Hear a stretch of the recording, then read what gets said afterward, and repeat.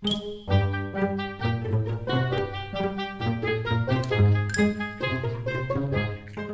білдірмеуге тырыс, жарайды ма?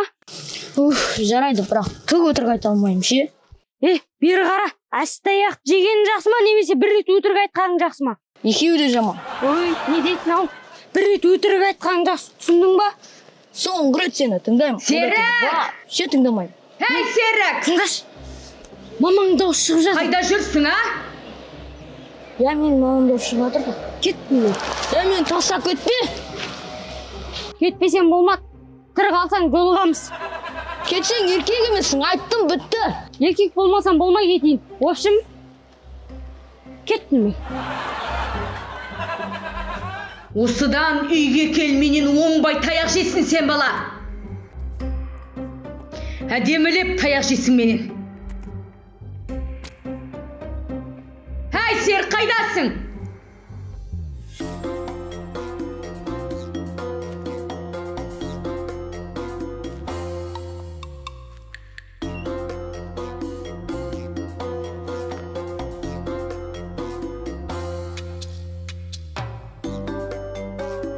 Тұқымың көбегір, қайда жүрсің, а? Бүкіл шөп қораны өртеп.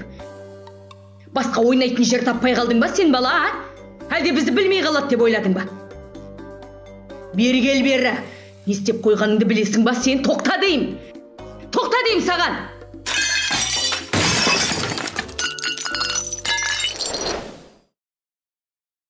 Өтірігін айтып үлгермейді ғой. Короче, не дейді андай? Домашний арест дей ма? Үйден шығармай қойған ғой. Мамасы ез сияқты ғой. Ема ойлашендердің. Өзің бала жет тұрса, плоды зән сияқты соңғы. Бесіктен белің шықпай жатып, бала туралы айтпай қойшы. Сен просто анекдот па, прикол ма айтып жүрмеш. Армандо платный емес шығар. Не болды? Диза. Өзіңіз күдіре бермеш бірақ. Макс көріп отыр. Ол сенің үстіңе прикол ұстап күліп отыр ба? Тасташы болды мақыл. Ойға демекші, мен десем бір ойға түсіп кетті. Трагедия ма, драма ма бірдеңе айтып тұрмаш әйтеуір. Ой, жігіттер, мені білесіңдер ғой. Мен любой жанрда сайрай білемін ғой. Қазір мына жерде трагедия көзжастарымды көріп жіберейін ба? Бассейн толық кетемейсің ғой. Бақыт жамай, жоғып жатыр дейсің ғой. Құтқарушылар мен баллон жинап айтып ше. Басталды. Бірін сөз білмей қойыңдаршы. Ой, мақыл. Короче, тыңдаңдар. Менің айтатын оқиғам бір үйдің 7 қыз туралы ғой. Даму! Үлкен қыздың аты Гүлбану ғой. Бір баяғыда Сапош братанның анау-мынау емес, Құдай бере салған 7 қыз болыпты. Анау әлгі ертегі бар ғой, 7 лақ туралы ше. Бірақ бұл оқиға оған мүлдем ұқсамайды. Және Арман қуған Арманай жеңгеміз 8-ші перзентіне жүктеген. Қош, Жасы біразға жетіп қалған шығар, я? Енді жасы 35-тен енді ғана асты ғой. Примерно бір мектеп бітіре салып үйленіп кеткен ғой. 7 қыздың әрқайсының мінезі әртүрлі. Бірақ бір әке, бір шешеден туғанмен мінезі бір болмайды екен ғой. Сен ше, мынаны қара. Гүлбану, жасы 16-да, оқымысты. Қыздардың ішіндегі ең момынсы, қой ауыздан шөп алмайды. Үстел басында оқыған ғой. Келесі, Айбану өте бұзық. Бокс үйірмесіне қатысады. Соққысы қыздар түгілі ұлдарды тасалатады. Нұрбану мінезі өте шатақ. Адам баласы жақтыруы қиын. Ұлдана мейірімді, жан баласының көмегін аямайды. Тіпті жан жануарға да мейірімін төгіп жүреді. Ұл бала қу, түлкінің өзін сан соқтырып кететін дәл өзі. Үлкен демей, кіші демей, аузын ашып, жағын айырып кетеді ғой прикинь. Ол бақыт, білгіш. Өзінікін кез келген жерде дұрысталап тұрады. Ол Мекен, Сапош братанның ең кенже қызы. Еркенің ергесі. Бірақ жақында еркелігін тиятын шығар. Бірақ менің айтайын дегенім ол емес. Олардың дастархан басынан тыс уақытта немен айналысады. Көрерменге де сол қыз секілді. Аумин. Осы үйге тек береке келсін, құт береке болсын, жақсылық бола берсін. Не дейміз? Қыздарымыз бақытты болсын. Сол үшін алып жіберейік. Бап. Ойбай, ауменнен бастап сол үшін алып қояйық деп аяқтағаны не? Батасының бас жағы иман, аяқ жағы Иван десеңші. Төй, бір қателесіп кетіппіз. Енді не болды сонша? Одан да сендер сабақтарыңды оқыңдар. Мамаларыңа көмектесіңдер. Үйдің ішін жинаңдар. Қарап отырсаң, жұмыс көп па? Айбаным, мен саған айтып отырмын, естіп отырсың ба? Иә? Мен жұмысқа барайын. Пап, маған шоколад. Білем, есімде әкелем. Маған да пап. Сендер пландарыңды ұл мекеннен алдын орындап қойғасыңдар. Ту деп маған емес, мамаларың айтыңдар.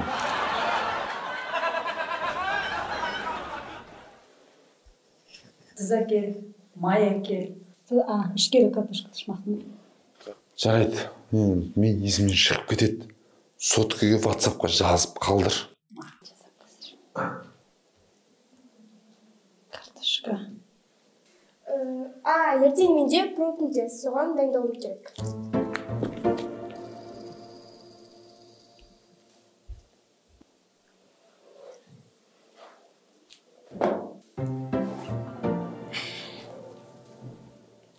Так, бүгін менде тренировкаға кеттім.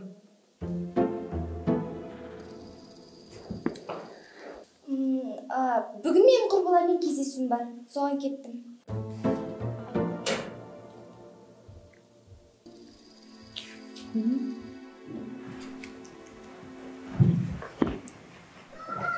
Бүгін басам оңай сәл ауырып тұр, кішкене тынығым басам. Барықтарға не болды? Жұмысына қашпа жатқандарын біліп тұрмын. Кешке папа келгенде барықтарын біліп тұрмын. Сен екеуі не отсыңдар? Кез келген бір сылтауларыңды айтыңдар да кете беріңдер, бар. Неғып отсыңдар, барсаңдар, бара беріңдер, мені қалдырып осы күйімен кете беріңдер, бар. Мам! Мен ешқайда да бармаймын, мен сізге көмектесемін. Не болды саған? Мен сізді жақсы көріп кеттім. Жан. Әсет.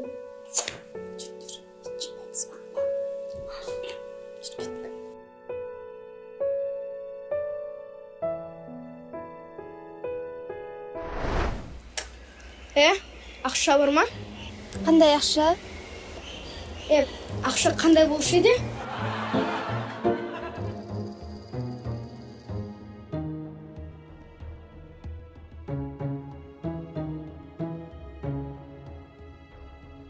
Ақша ма? Сары, жасыл, қызыл, көк болады ғой. Ақшаны түсінсене күлтірат, қалтаңда қанша бар, шығар. Естеп атсыңдар, Ой, Бану! Сен өз жөніңмен кете берсе.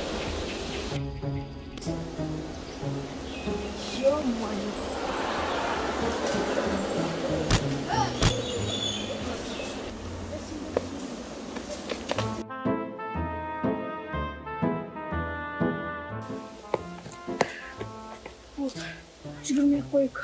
Олардың бізді қуып жетуге де шамасы жоқ. Иә, рахмет саған, Айбану. Бірақ бұл болған оқиған үйдегілерге айтпай-ақ қойшы, өтініш. Енді сені қорғайтын ағаң жоқ қой. Менен басқа сені кім қорғайды? Енді бұндай қуыс көшелерде жүруші болма, түсіндің ба? Иә. Жүр кет.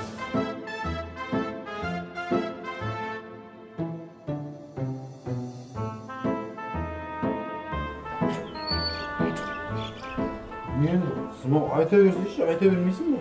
Сізді бәрі күтіп отырып, сіз болыңыз. Шөжейлер күтіп отыр ма мен?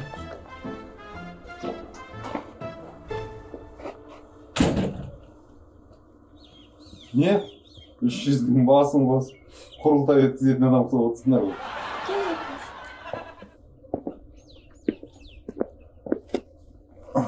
Отырдық па не? Ал?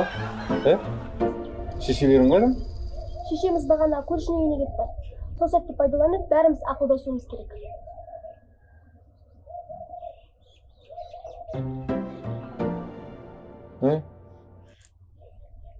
Ол мекен ше? Ол мекен қайда? Шешесімен кетті, ол бәрін айтып қоятындықтан сол кісімен жібердік. Түсіндірші тезірек. Жарай, қысқадан ұстай дейін. Ертең Сапуштың әйелінің туған күні. Қайсы әйелі? Қайсы әйелі дейсің ғой? Қанша әйеліңіз бар еді, папа? Біреуі ғой сол. Енді соған түсіріп жасауымыз керек. Біз бәрін де ұйымдастырып қойдық. Маған енді не дейсің? Біздің жинаған ақшамыз жетіңкіремей тұр. Ақша ма? Қанша? Общем, 10 мың теңге жетпей тұр. 10 мың? Оны не істейсіңдер?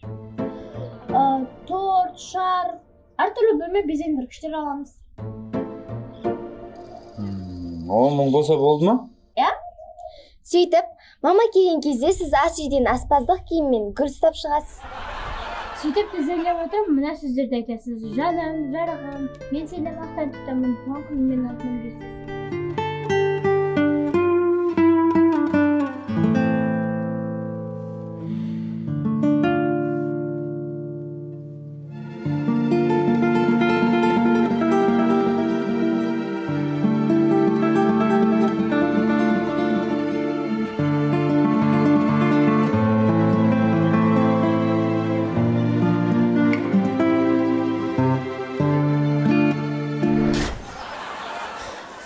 Қалай?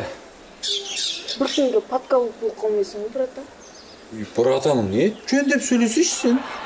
Пап, шатасып кеттің. Туғанның бәрін жылан қолына келістің деші.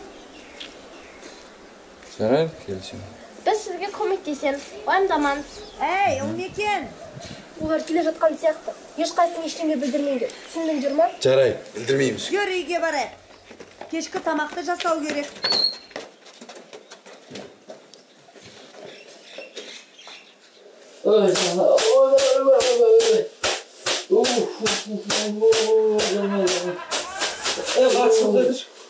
Осы әкем едірші. Сол қойып кетті ойдың қарты білдіп жүр өзі. Қуама бірдеңе негізі. Өзіңе бөлмеңді кімге білдіңін? Жоқтар кішкенде болса болсын ордымда су келді. Мақыл болып қойшы. Бүгін аунап жазды. Болып болады сен болын шық. Болды ма? Болды. Кір бол. Жанай. Рахмет тады жүр бауырым. Қойып кірміз.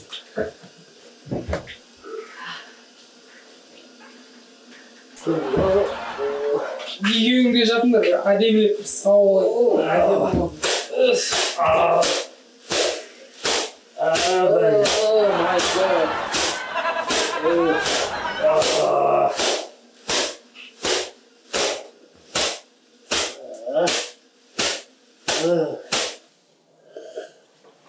Жалпы негізі әңгіме өтіп жатыр ма? Қалай өзі? Қызық болып жатыр ма? Қалатсыңдар ма? Оны тыңдаңдар. Мамасының туған күні ғой. Бәрі жүгірді, зыр, пыр, аняға, мыняға. Сөйтіп тағына, анау кішкентай қыз бар емес па? Кепен ата. Ол мекен. Сол жылайды да жүреді ғой. Жылай. Үшін? Мен ақтан білемін. Жылай береді ғой. Үшіна денесі сотқа алды ғой. Үйін безендіріп тастаған дейсің ғой? Конечно, мамасының туған күні ғой. Сөйтеді да сырттан анау ұлбақыт деген қызы жүгіріп келеді ғой.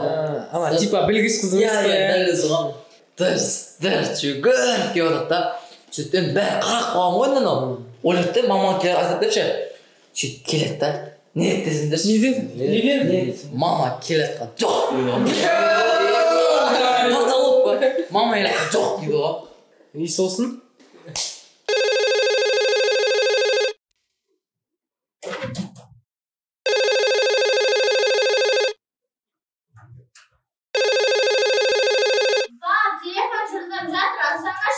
Қазір бәрін келді.